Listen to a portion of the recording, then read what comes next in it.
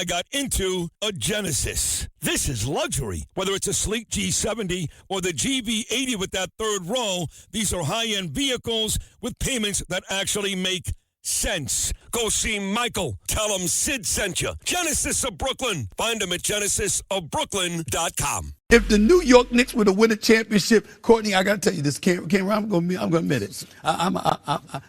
I might cry on national. I might cry on that. I mean, when you talk about tears of joy, I'm telling you right now. I mean, legitimately, no brick from General Hospital, none of that. I'm talking about real, bona fide, justified tears. It will mean that much to me if the New York Knicks, and I'm speaking on behalf of so many New Yorkers, you will never Yankees winning, Mets winning, Jets, Giants. You will never see New York in the emotional state it will be in if the New York Knicks capture an NBA championship. This would be huge. Ain't going to save the city. Mamdani is still the mayor, and ain't going to save the state. Doucheface Hochul is still the governor. But we'll go a long way in making New Yorkers happy. It all starts tonight in San Antonio, 27 years after the last time the Knicks made the finals, when ironically they suffered a loss to San Antonio in 5. Brian Geltzeiler was on my show down in Miami those 11 years a lot. He's really fantastic, does NBA radio on Sirius XM, and he's back. Brian, it's great to talk to you again, buddy. How are you? I'm great, Sid. It was a long time ago. I was on in Florida. When no one was putting me on the radio, you were putting me on the radio, dude. It is absolutely my pleasure to spend some time with you today on this incredibly successful show that you have. Thank you, Brian. And you're great. You built yourself a tremendous career, NBA. Everybody in those circles, they all know you. They all love you. A local guy, too, in New Jersey. And we kind of flipped the switch because most of the time I was talking to you down in Miami, it was about the big three, LeBron James and Dwayne Wade and Chris Bosh, and those guys did go to 4 consecutive NBA finals. They don't win them every year. They won 2 of them, but that was quite a time to be down in Miami.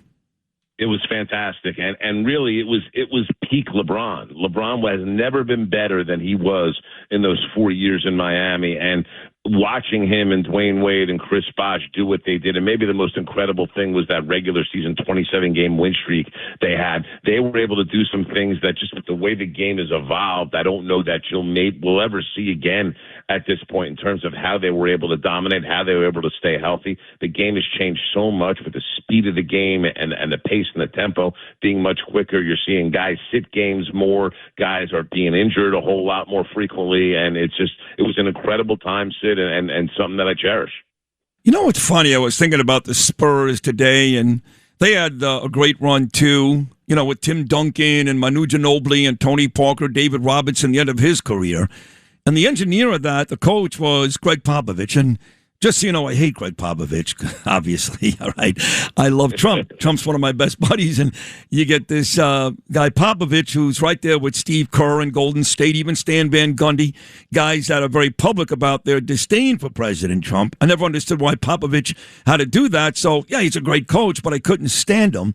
I got to tell you, Brian, if you ask the average guy on the street to tell you who's coaching San Antonio today, I think they'd have a hard time. I would agree. It's Mitch Johnson is. I can't say he's an unheard of because keep in mind, Sid, his father played for the championship Seattle Supersonics team in the late '70s, John Johnson. So he did come up. Oh, he was on that team with Jack Sikma, Gus Johnson, all those guys. Yes, with Gus Williams, that group. Gus Williams, Freddie right? Brown. Excuse me. Yes, his dad, John Johnson, was on that team. So Mitch Johnson's got a basketball background.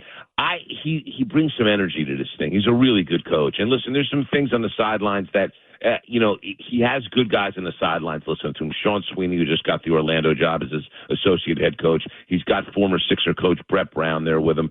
But Mitch Johnson has injected an energy into this group that I think is very, very special. And San Antonio is tough up and down the line. The thing about San Antonio is, and maybe the experience factor rears its ugly head here in this series for them, the fact that this is their first time here, they don't act like it. They don't play like it. They get in big spots. New Jersey's own Dylan Harper is at 20 years old. You can't believe, for Knicks fans that haven't seen him yet, you can't believe how composed and calm this kid is in big spots. Not only that, he's an incredible talent, and most teams, including the Knicks, don't have a player at that talent level coming off that bench.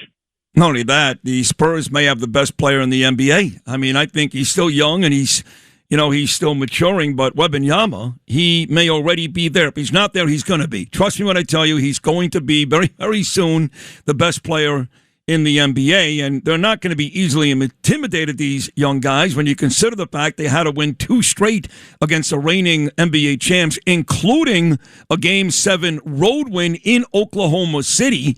So if you think you're going to intimidate the Spurs, even at the Garden, I just don't see that. No, there's nothing about this moment that's going to be too big for the San Antonio Spurs. And Sid, I want you to think about this. Listen, Victor Wembanyama at the age of 23 is the unquestioned leader of that group in every single way. Go back to the 2024 Paris Olympics. Victor Wembanyama played in a gold medal game against the U.S. team with LeBron James, Kevin Durant, and Steph Curry on it. Victor Wembanyama in that game, and listen, he didn't win the game for France. Okay, but what he did to take those guys to the brink, it took a Steph Curry 3-point barrage in the last 3 minutes of that game to get the U.S. over the hump. It was incredible. But what Victor Wembanyama did was carried a relatively pedestrian France team against the best the U.S. had to offer.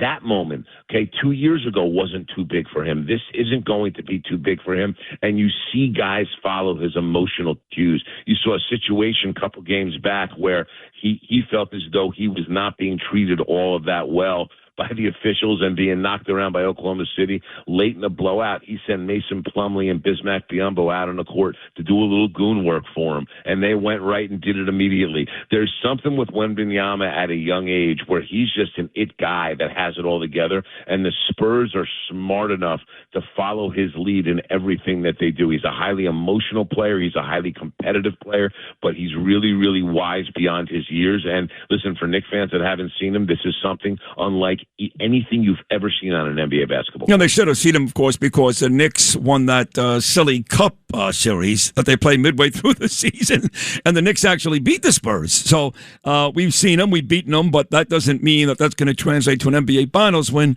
Either way, this is the great Brian Geltzeiler, an amazing basketball guy, Sirius XM, the NBA radio channel. So what do you think, Brian, I almost said Mike Woodson, wow. What do you think Mike Brown said to this group of Knicks after Game 3 against Atlanta? They're down 2-1. We know what's transpired since. 11 consecutive victories, a majority of which in blowout fashions, including 3 road wins in deciding games where they won by 30 or more. What the hell do you think Mike Brown said to the Knicks after the Game 3 loss to the Hawks that has turned this group into maybe the most dominant Knick group ever? Two things involved here, Sid. Number one was a decisive shift in what they did defensively. And so, listen, this was more tactical than it was spiritual, Sid, because what they did defensively is made the decision, we are not going to blindly switch everything. We're not allowing Atlanta to dictate matchup and get Jalen Brunson switched onto C.J. McCollum, which was a matchup that Atlanta really liked a lot. The second part of it, to my understanding, and I think this has been reported by somebody, I talked about it the other day on Mike Francesa's podcast.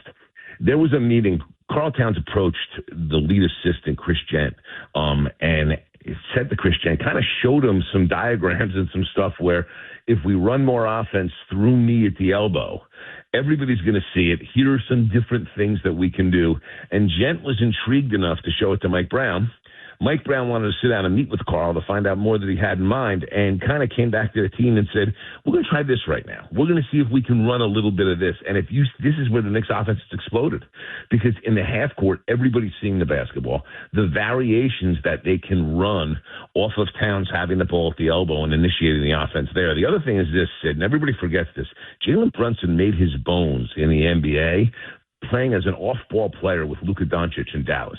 Jalen Brunson, this side of Steph Curry, is one of the best off-ball players you will see because of how well he moves without the ball and how tactically sound he is and fundamentally sound. Brunson being off the ball also spares him all of this having to bring the ball up and have it in his hands all the time. So he's not exhausted late in games. And you saw that in game one of the Cleveland series where the Knicks didn't play well and Brunson had a whole lot of gas in the tank and a whole lot of energy to carry the team on his back. So there's been kind of listen, Mike Brown's whole thing walking in was collaboration. Here was a situation where he had his eyes and ears open and listened to somebody's idea on what they can do to be able to improve what the team was doing. And there was a player that did it, and it benefited the player in a big way, except for one thing. Right now, this side of Jalen Brunson, Karl Townsend, he may be more important than Jalen Brunson to this team for what they're going to need from him in this series, and he has been incredible in these playoffs. The unsung hero of the Knicks, Karl Anthony Towns. I agree. Brian Geltzeiler here. See, you mentioned the fact you were on Mike Francesa, WFAN legend, part of that Mike and the Mad Dog combination a couple of days ago. So I got a couple of fan guys on here every week. Craig Carton's on, but the legend Joe Beningo, who still does a Saturday show on the fan, and he's on with me every week. And he said to me a couple of days ago, he said, Sid, this team is so deep. He said, I'm willing to have any one of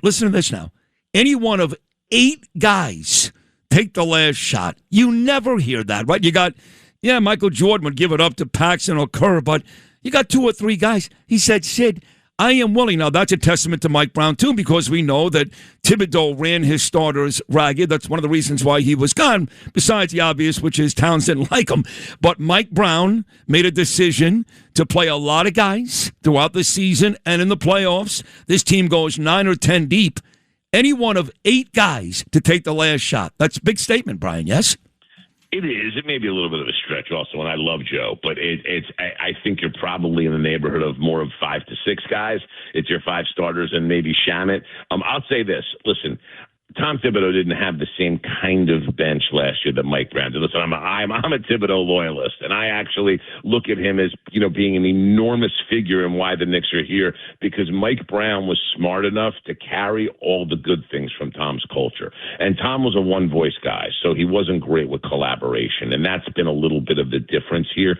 But Mike's carried a lot of that through. But Joe's correct in the fact that you can have a lot of different guys take shots here. The one thing I will say about the Knicks bench, and I do worry about it a little bit in this series, is that the Knicks bench outside of Mitchell Robinson is small. And you're going to see the Spurs here bring some perimeter guys off the bench. I mentioned Dylan Harper earlier. Carter Bryant's another rookie that plays minutes for them. That's a big 6'6" kid on the perimeter. And that's going to be a challenge for the Knicks. The guys that I worry about contributing in this series for the Knicks are McBride and Alvarado, just because I think they're a little small to play with the Spurs perimeter guys. The Spurs are giant on the perimeter. Their smallest perimeter guy is De'Aaron Fox, and only because he's skinny. Steph Castle's a linebacker. They bring big dudes at you. Yeah. And so that's going to be the interesting part for the Knicks here. He's used the bench a lot, Mike Brown. This may be the series where that's challenged a little bit, and he may lean back into some Thibodeau philosophies and only playing 7. You know the way it gets in the NBA playoffs, Sid. You shorten up that bench. Yep. Push comes to shove in big spots. It's the guys that you can lean into and trust the most. Thanks for listening to Sid and Friends in the Morning. You can hear Sid and Friends in the Morning weekday mornings at 6. If you like the podcast, share it with your friends and listen anytime at WABCRadio.com and download the WABC Radio app. Hit that subscribe button on all major podcast platforms. Plus, follow WABC on social on Instagram, TikTok, Facebook, and X. See you next time for a new episode, so you never have to wonder. What the heck is going on here?